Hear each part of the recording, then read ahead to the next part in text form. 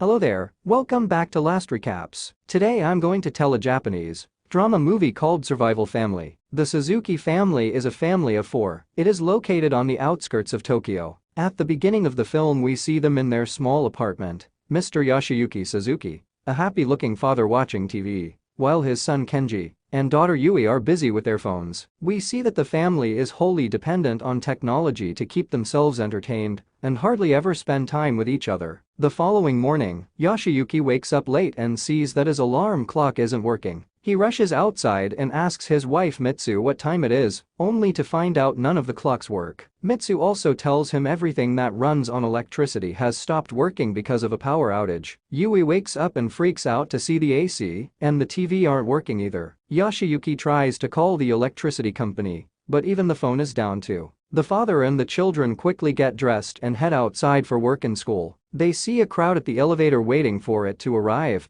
but soon find out that the power outage has halted the elevator as well. Everyone from the floor walks downstairs, confused at the strange and sudden outage. Yoshiyuki is already late, so he rushes to the train station, but comes across a crowd again. It turns out the outage has halted the trains, so they won't be able to travel through it until further notice. People try taking a bus as an alternative, but all electrically and fueled powered systems are down. At the same time, we see Kenji going to school on his bicycle. The usually bustling city has no running vehicles. A confused Kenji cycles further to see everyone walking to work. Two grown-ups even eye his bicycle, jealous of the kid. When Yoshiyuki finally reaches his office, it turns out the automated front doors are shut. It is even weirder that none of their watches are working, so they do not know what time it is. After contemplating for a while, two of his colleagues break the glass door and go inside to work. But disappointment soon washes over them when they realize the computers in the office have run out of power as well. Meanwhile, Mitsu meets her friends outside the apartment and discusses the power outage. Her friends rush to the store to get some candles for the night. Mitsu is confused because she believes the power will be back by night,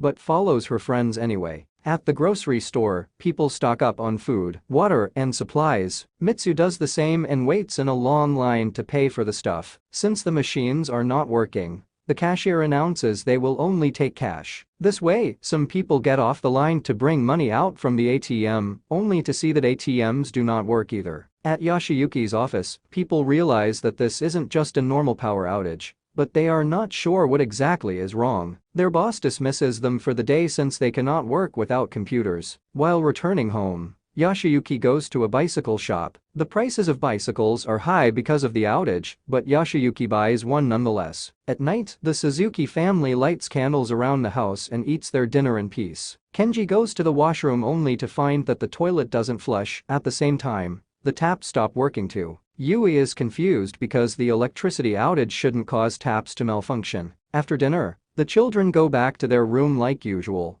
but they soon get bored without their phones and the internet. The whole family then gathers at the balcony and gazes at the sky. The dark city enhances the light coming from the stars. The family enjoys quality time together after ages. It is now the third day after the power outage. The family's apartment is in bad shape. Dirty plates pile up in the sink because of water scarcity, and dirty laundry hangs around the apartment. Without electricity, the lifestyle of the people has changed drastically in just 3 days. At Yoshiyuki's office that day, his senior asks everyone to stop coming to work till the power comes back. Yoshiyuki retaliates, saying if they don't work, they won't earn money. But his senior asks him to take care of his family instead. He claims that living in a city like Tokyo will be extremely difficult during such conditions because they will soon run out of food and water. Outside the office, Yoshiyuki sees his senior with his family leaving for the countryside. Yoshiyuki contemplates doing the same, but still has hope everything will go back to normal. Later we see Mitsu go to a nearby water tank to get water, but she, along with the crowd, is sent back because even the tank runs out of drinking water. Meanwhile, Yoshiyuki goes to the bank to withdraw some money,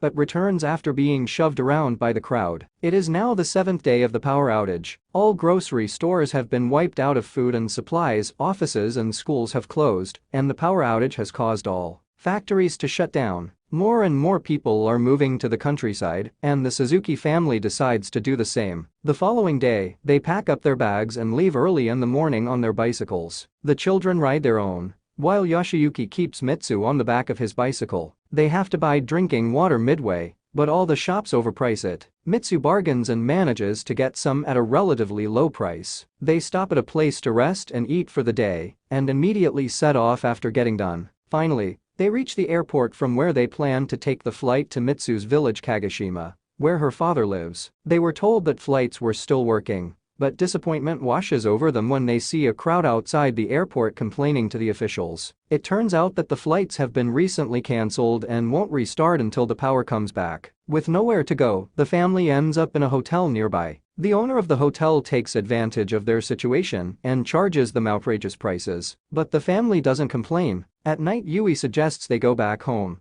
but according to Yoshiyuki, there is no food or water left in Tokyo, so it is impossible to survive there. They will have to make it to Kagoshima on bicycles. The following day, Kenji and Yui go to a bookstore and get a map to navigate the locations. Meanwhile, the parents barter 2 bottles of Yoshiyuki's alcohol for a bicycle and some food. Then the family continues their journey. After a few hours, they finally reach a highway where several travelers like them are traveling to the countryside. At night they stop at a camp and decide to stay there with fellow travelers. A couple sees them drinking water and asks for some, but the family lies about it being the last bottle. They eat the food and fall asleep. On the next day, they continue the journey and end up in a dark tunnel filled with corpses. They are helped by old ladies to cross it. It is now 16 days after the power outage. The family is by a river when their last bottle of water runs out. With no other way, Yoshiyuki drinks the water from the river directly. After they leave the riverside, a massive storm hits, making the family abandon their bicycles and belongings and take shelter in a nearby area. After the storm, they go back to their bikes to see one of their tires had been destroyed. Moreover, all their clothes and food supplies are ruined as well. Soon, they reach a nearby town, and the kids go searching for food and water, leaving Yoshiyuki and Mitsu behind to rest.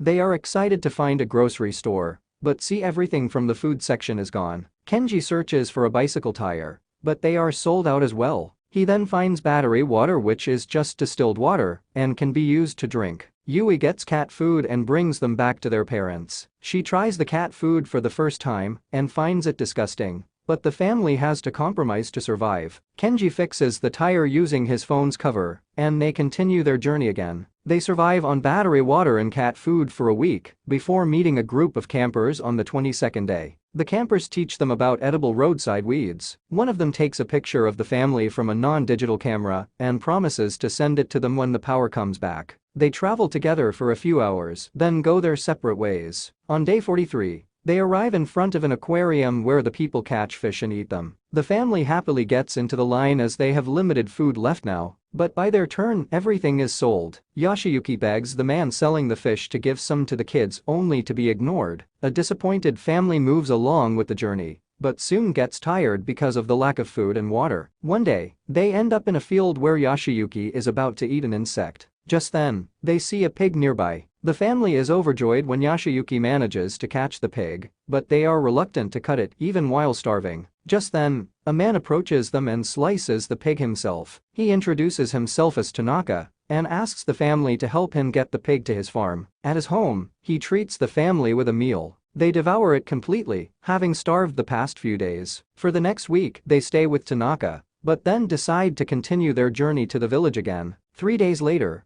they end up by a river. It turns out the map they were following was old, so now they have to cross the river to get to their destination. They create a make-do raft with pieces of wood and manage to get Mitsu and Yui to the other end. Then Yoshiyuki and Kenji return to get the bicycles. However, just then, it starts to rain and the water flows faster, taking Yoshiyuki with it. Kenji tries his best to save his father, but only finds his wig in the water. The family sits by the river crying, mourning Yoshiyuki's death. Sometime later, they continue their journey on foot. The three make it to day 94 because of the food they had stocked up at Tanaka. They are walking along a railway track when suddenly, some dogs attack Mitsu, making her fall off the road. The kids run to save their mother only to see that her leg is broken. They get her back on the track but are attacked by the dogs again. Just then, the noise of a steam train is heard. The family is beyond surprised when the train stops in the tracks to pick them up. Since it runs on coal, the train is still functional. People inside dress Mitsu's injuries and help the family. In the following scene, we see Yoshiyuki's body washed up by the river. Fortunately, he wakes up and manages to get himself to a nearby truck. Just then,